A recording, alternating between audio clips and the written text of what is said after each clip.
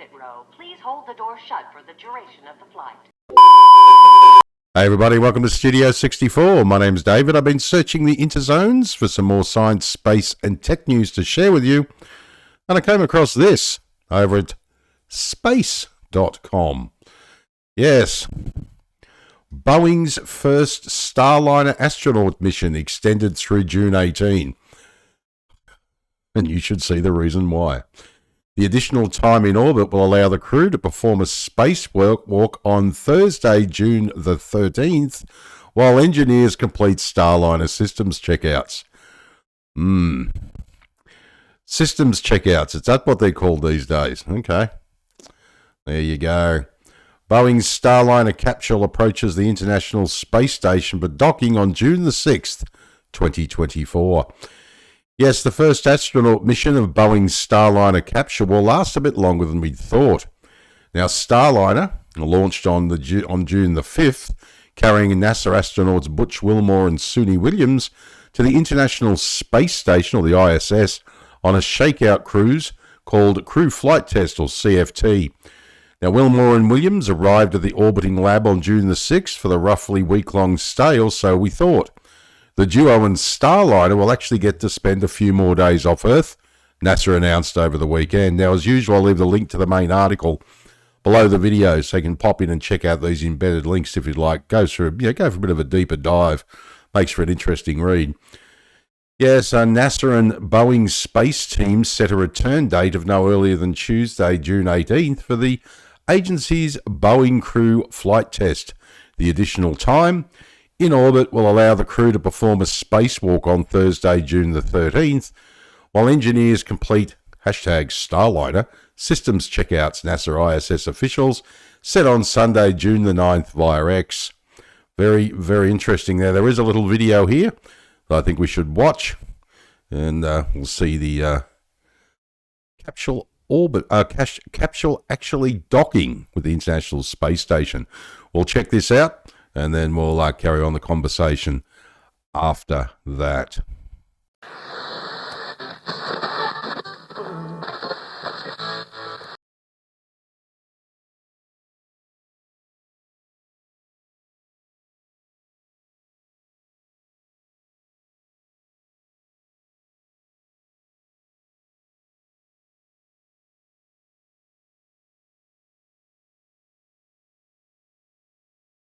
And Starliner passing through 4 meters.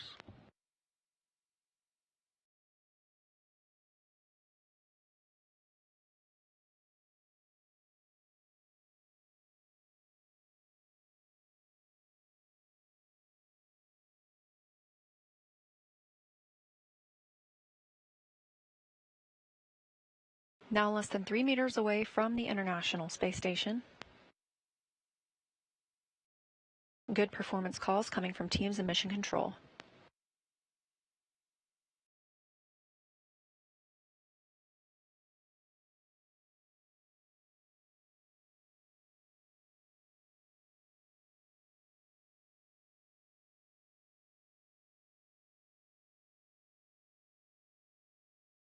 Starliner at 1.5 meters away, currently about 25 seconds from docking.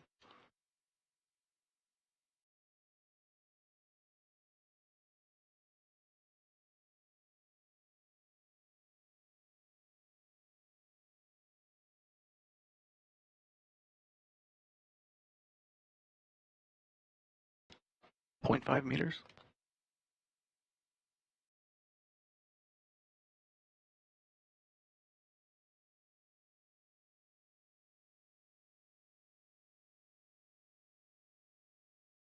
Contact capture. We see the same.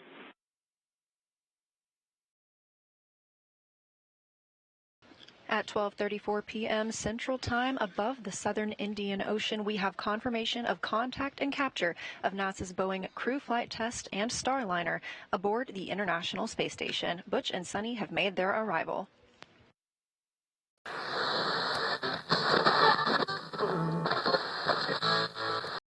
Well, that was interesting, wasn't it? I'm glad to see the astronauts are safe, though. That's the main thing for me. I'm just concerned about the this spacecraft not being able to get them home. CFT is the third. Wouldn't it be ironic if they had to get Elon Musk in one of his Dragon capsules to go up and get them?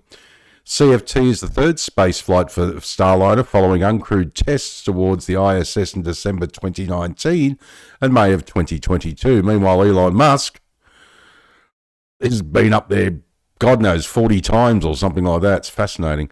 Starliner suffered several glitches on their debut voyage and failed to meet up with the orbiting lab as planned. The capsule succeeded on its second try, setting the stage for CFT. Good God, can you imagine it? Can you imagine just being in the ground crew, you know, and the guys are sitting there with their little headsets on and, you know, 4 meters, 3 meters. And the guy looks over and goes, George, concentrate, this is important. What are you doing on your phone? You're not looking at porn, are you? How dare you? I'm not looking at porn, controller. What are you looking at? Houston, we have a problem.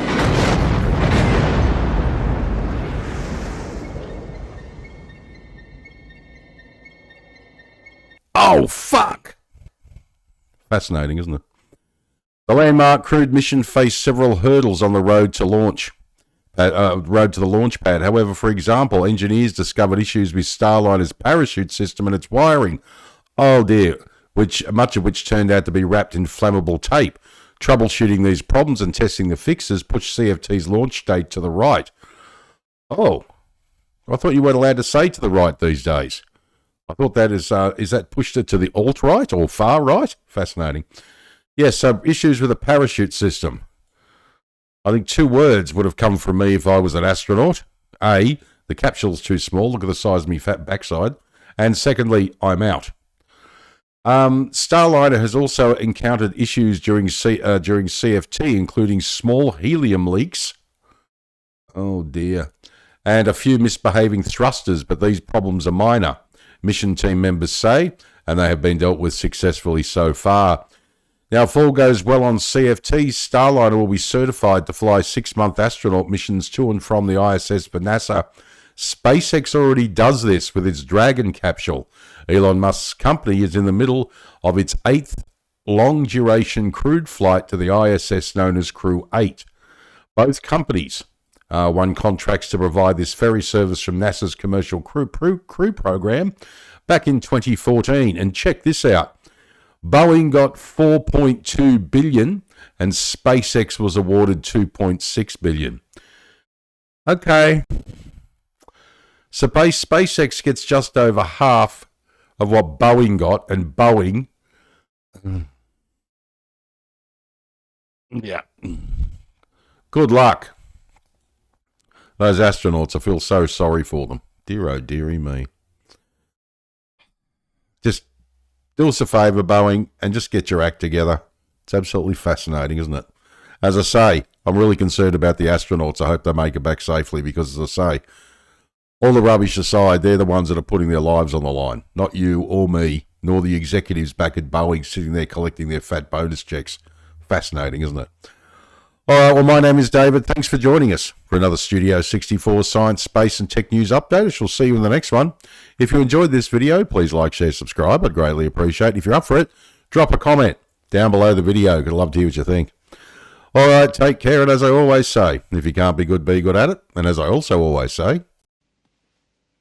Did IQs just drop sharply while I was away?